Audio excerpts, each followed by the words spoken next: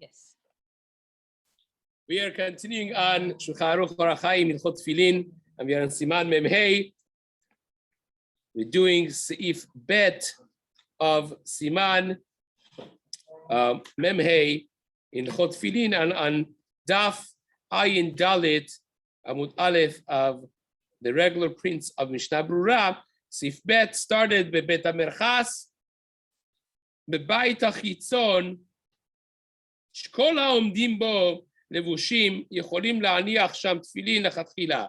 You have to understand a certain basic background for this Shulchan Aruch, that there are three different rooms in the Bet HaMerchas of the time of Chazal. Each one of them really has its equal nowadays. Also, sometimes in the mikveh that you have for men, you have a very similar setting of this as well. You have a Bet HaChitzon, you have an outer, like a waiting area or outer room that everyone is basically closed and dressed, and there's no erva. And in that, says Maran, you could put tefillin in that, even though that the room is adjacent to a Bet HaMerchas, is attached to a bathhouse. Still, you could wear tefillin, put on tefillin there in that room because everyone is dressed. The middle room of a Bet HaMerchas, שמקצת בני אדם עומדים שם לבושים ומקצתן ערומים, that some of the people are dressed and some are naked. That's basically the locker room that people will get dressed and undressed there. So you have some people who are dressed, some people who are not dressed. That you cannot put on tefillin in that room. But if you already have them on your head, you don't have to take them off. Now, of course, you have to deal with the fact that if that place now, as you're there, has someone undressed and you have an issue of erva, that's something you have to deal with. But we're not necessarily talking about exposure to the exposure to erva. We're talking about a room being considered a Bet HaKiseh or not being considered a Bet HaKiseh.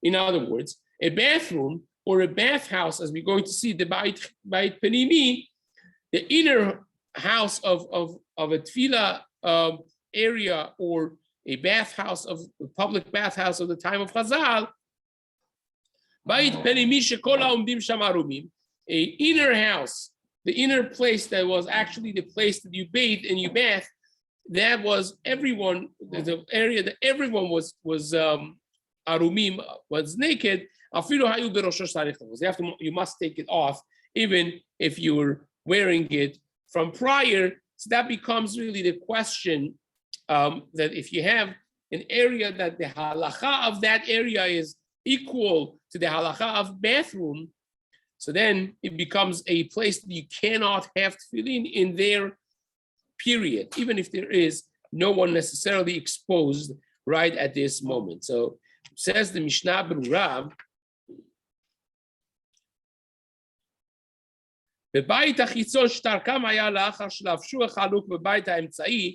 says the Mishnah Berurah, why did you have even this outside room that everyone is dressed? Says the Mishnah Berurah, because after you bathed and you washed yourself in hot water and you got dressed, the derech was to go stay in a cleaner place that you finished dressing up, kind of like, put your shoes on, socks on, and so on and so forth. And they got the chance to air out and complete their dress code before they went out. So Mishna Berurah right away brings this machloket that if right now, at this moment, there's no one that is naked over there, you can put on tefillin and even say bracha in there, because be'etzim is not considered a bathroom, they hold. And the Kaf HaChaim also passes like this, that if there's nobody in Bait Emtzai, you could actually put on tefillin over there. And there are those who disagree with that assertion, and they say it's asur to do it, even if there is nobody there at this moment. The Bach says this, and the Olat Tamid, Prisha agrees with them as well, because this is the halacha of this room. This room is miyuchad, is designated for having some people naked, some people not. Therefore, even if nobody is naked right now over there, there's no erva, still will be asur. But Kaf HaChaim, as we mentioned, is more lenient and says it depends on the erva, and if you don't have erva there, that would be mutar. So it says the Mishna Berurah. ובבית הטבילה משמע בתז, סימן פ"ד, דין בית אמצעי יש לו לכל דבר. Nowadays, the mikveh that we have nowadays, it has a din of bait emsai, says the Taz. V'rak birkat hatfila mutar levarech ba ayin sham ta'amu. Take a look at the reason that he says the bracha of tefillah you could say in the bet hatfila. Magen Avraham besiman ze mashma be'en ba'adam arom mutar le'aniach batfilin levarech dafka bemerchas echmiru af al pi she'en sham adam. Mishum shezu amar rabba mehevel lachamin shemishtameshim ba. Magen Avraham holds that if you have a bait emsai, then it would be mutar to say bracha, and it's given that nobody is there at this moment. If you go to bait emsai, to that middle room that some people would get dressed, it's like a locker room of a mikveh. Then if there's nobody there, you could even say bracha and put on tefillin, says the Magen Avraham. But nevertheless, he says in the mikveh of nowadays, our mikveh, you could be mekel like the bayit emsai.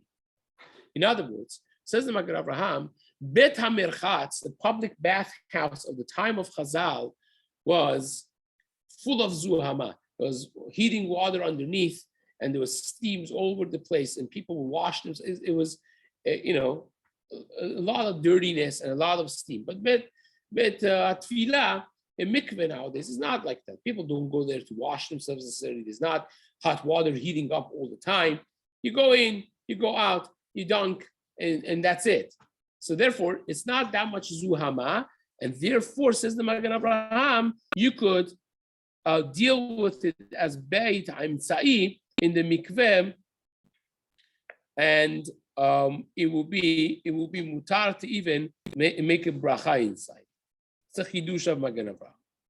Now, the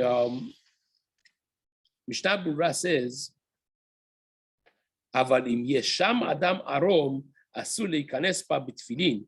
You have to, of course, note that if there is someone actually naked there, you cannot expose tefillin to nakedness, to erva, and therefore we're not talking about a scenario in which you have actual erva exposed to the tefillin. You have to take it off. You cannot go in, even if you had it from before. You cannot keep your tefillin on. ובבית הפנימי, בזה לכולי עלמא אפילו אין שם אדם ערום, דנפישה זוהמה. In the inner room of a bathhouse, a public bathhouse, you cannot, according to everyone, you cannot have tefillin there, because the nefisha zuhame, that there is a lot of zuhama there. It becomes like a beta kise. Actually, had a very funny experience. The first time that I went to mikveh, I always wanted to go to mikveh when I was in Eastern Iran, and there was no mikveh for men there. It's tremendous what the literature we have on going to mikveh is unbelievable. So it was very exciting to have in Austria, in Vienna, a mikveh for men. So first time I went there, it was a very busy hour. Now, it came from a culture that you don't go to mikveh together with people. It was very strange. So I sat there in the locker room there. I was like, what do you do? So I was like, look, I'll wait for them to leave, and then I'll go to mikveh. And so I had this sheila. Can you sit there and learn when there is no erva, in front of you, because everyone at the time was already dressed enough that there was no erva? Can you learn there in that kind of like changing room of the mikveh prior to getting into the mikveh itself. So I thought of this Mishna Berurah, and I felt it was mutar, and I got into a lot of trouble with the people in the mikveh. Everyone had to come to me and say, "You cannot learn over here. What's the halacha there, or whether or not it will be mutar is something that we're going to be discussing more when we get to Siman Ayin Hey." But that again, these are things that become nogea, one way or another when a person is in the mikveh. Can you listen to a shiur Torah by your earbuds when you go to mikveh while you're getting dressed or undressed? That's another question. Or a person that wants to use their private bath at home, you're taking a shower, and you want to have one of those stick to the wall waterproof speakers. You want to listen to a shiur while you're taking a shower. Is that mutar or is that not mutar? While you're taking a shower, is it mutar to listen to divrei Torah? So what are you doing? You're doing a hirhur of divrei Torah in the bath, right? So is that mutar or is that not mutar? So it really depends. What is the halacha of our bathhouses? Is it like a bet hakiseh? Is it like a public bathhouse at the time of Chazal, or a batya pratit, what we call a private bath at home, perhaps is much cleaner than what the zuhamav of the time of Chazal in the public bathhouses were, and maybe it will become mutar. That becomes partially machloket Rabbi Yosef and Rabbi Shalom. Again, these are things that we will, Bezat Hashem, discuss a little bit more at length, but for our purposes, we go on right now to the next piece of Mishna Berurah. Mishna Berurah says, ובבית הפנימי בזה לכולי עלמא אפילו אין שם אדם ערום לנפישה זוהמה וכבית הכיסא דמיה.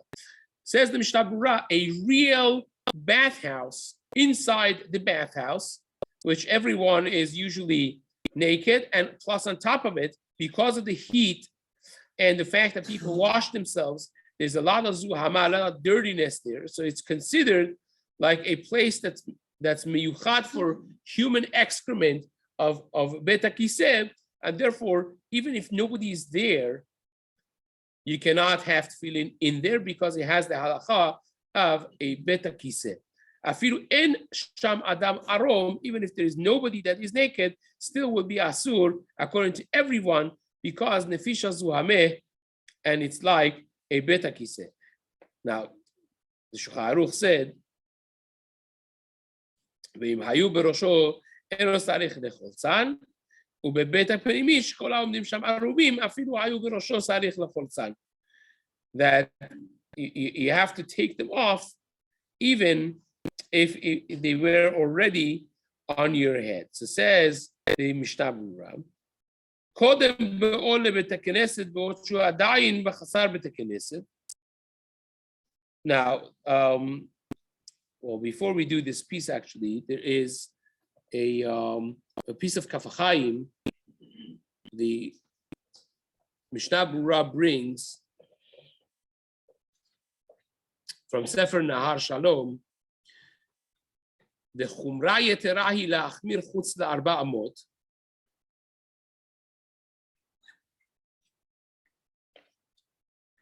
And the Magen Avraham says, over here in the footnotes over here from the Mishnah Berurah, they bring Magen Avraham besiman ze mashma the be'en ba'adam arom mutar la'aniach bat tefillin ulevarech. That if you have no individual inside the mikveh nowadays, it would be mutar to put on tefillin and to even say bracha. And the Magen Avraham says, "Im shofchim ba gam ken chamin yesh la'ayin." That if you have a mikveh house, that aside from having the pool of water that people go in and come out, you also have showers. Which nowadays, again, many of the mikvaot that we have, they have showers also in the same room. So if you have shofchin alav mayim chamim, that you have hot water being poured as well on people, which becomes like almost like a public bathhouse, not just the mikveh, then yesh le'ayin. So on that, the Mishna Berurah really in Seif Katan Dalit. Let me find where it is here.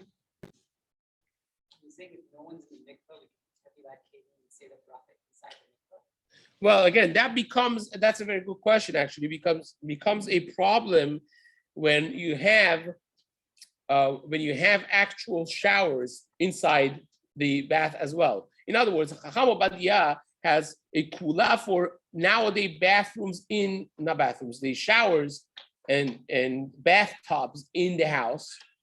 And he says that if you have ambatya pratit, if you have a private bath in the house, and especially if you don't have shower that pours the hot water on you, it's just a bath or a jacuzzi, for instance. Usually the jacuzzis don't have a shower on top of them. You could get them like that, but usually they don't. And that Chacham Obadiah says is mutar because there's no zuhama. There's such a kula. Now,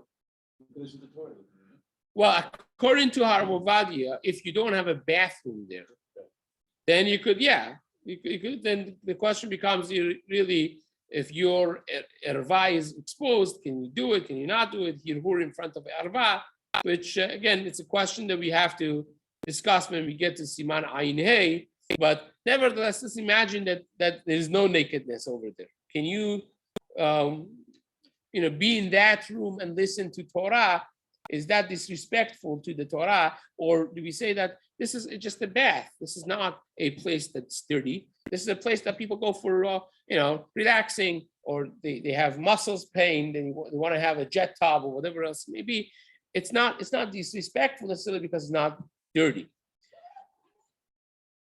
How about, so Magen Avraham said that you have a public mikveh, and he says public mikveh is equivalent to having a bayit emtsai, the middle room of the time of Chazal, which he holds that if you have nobody naked there, you could even put on tefillin and say bracha.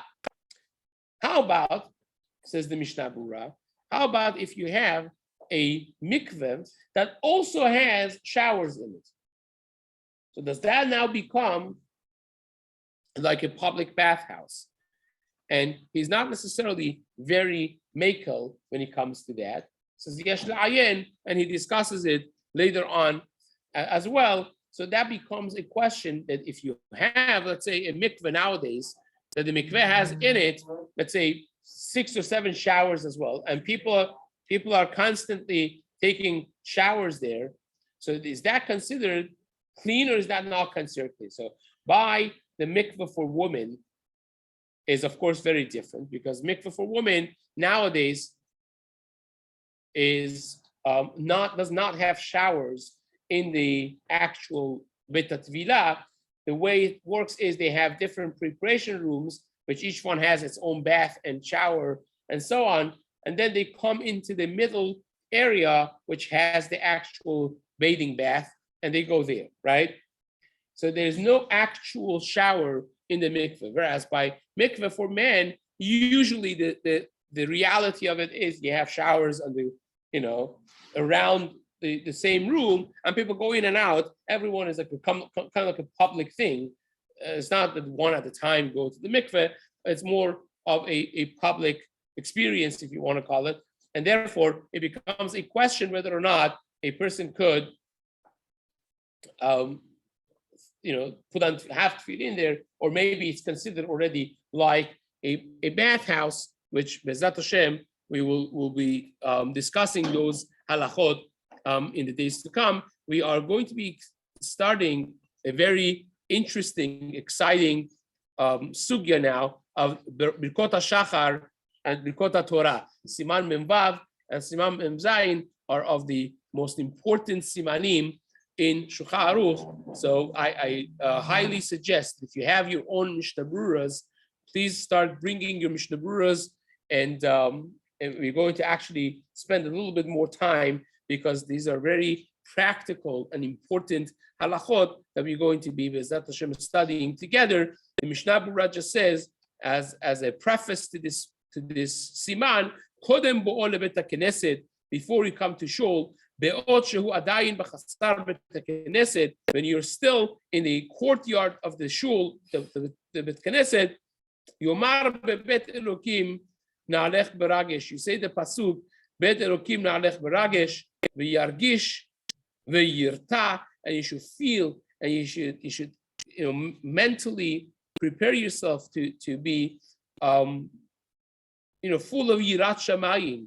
When a person enters his foot into the Bet HaKnesset, merov pachado, from trepidation and the awesomeness of the kedusha of Bet Knesset, v'yamtin v'yishem me'at, you don't jump into the shul, you wait by the door of the shul a little bit, v'yishem me'at v'yomar v'ani berov chastecha, you put your hand on the mezuzah, and you say, v'ani berov chastecha, avo betecha, eshtachaveh lechal kodshecha b'yiratecha, I am coming with your chesed Hashem to your house, and I bow to your hechal b'yiratecha, with fear and trepidation, with the feeling of the awesomeness of the place of Bet Knesset, v'achakach yikanes, and then he should enter. This is from Rabbeinu Yonah in Sha'arei Tshuva, and also the Pri Etz Chaim brings this as well. Now this is not Sha'arei Tshuva Rabbeinu Yonah. This is Sha'arei Tshuva over here in Shulchan Aruch, and he brings it from Pri Etz Chaim in the name of Ari HaKadosh. So it's very important to note, and this is something that I want to put it out there, and we'll discuss this with Hashem more as we do this thing, to create a mindset of a shul that has kavod of Bet Knesset. To create a mindset that we don't speak in the shul, we don't speak during Chazarat Shaliach, we don't speak during Kriyat Torah. That's something that is beautiful, and it has to be done by enough individuals in the shul that it kind of like creates and sets a tone for the entire Bet Knesset. If someone comes over to you and talks, and you see you're not talking, I don't talk. You don't talk when you have tefillin on. You don't talk when you're in the Bet Knesset, idle talk, or certainly in time of Chazarat Shas, which is Asur, time of Kriyat Torah, which is Asur. Those are important things that a kehillah as a whole sets standards. It can't be coming only from one or two or three people. If you have 10, 20, 30 people in the shul that they are extremely makpid about speaking in the shul or about having phones in the shul, that becomes a standard. If you go to Rahman al-Istan, if you go to a movie, right, and someone's phone rings in the middle of the movie, what happens? The people attack him. It's like, if you're coming here to enjoy, and you have your phone on, like, what are you doing, right? People come here to enjoy connecting with HaKadosh Baruch Hu. It has to be a mentality. Why are you having your phone? Yeah, there's a locker here, it's charged. You can charge your phone for free, right? And it's safe. Why do you have your phone? It's not respectful for the Bet Knesset. And that's something that's important. Ari HaKadosh would not even talk divrei musar in Bet Knesset, because lest chas v'shalom, one thing is going to lead to another, and it's going to come to say the divrei chol in Bet Knesset. Wow. So therefore, he wouldn't even say divrei musar. Can you imagine what the thing? Ben Sion Musafi Shlita once said that when he was a young boy, he used to try to spend time with Baba Meir, Rabbi Meir Abu Hasira. Rabbi Meir Abu Hasira was a tremendous Talmid Chacham. Aside from being a tremendous Mekubal, he was a real Talmid Chacham. And he said that I was walking with him the whole way, learning Torah together. So he came to the shul, and he stopped. He stopped saying the Torah.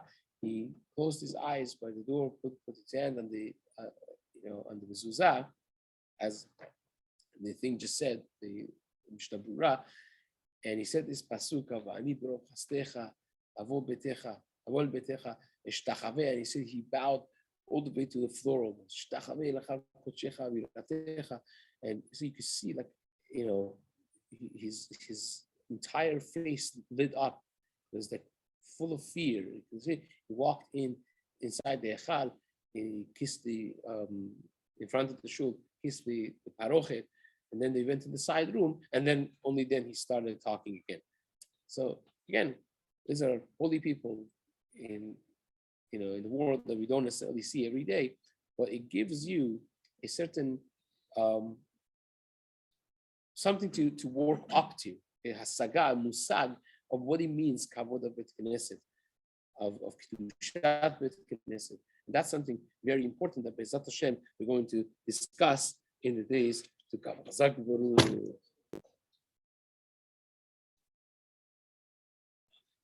You looking for a minyan?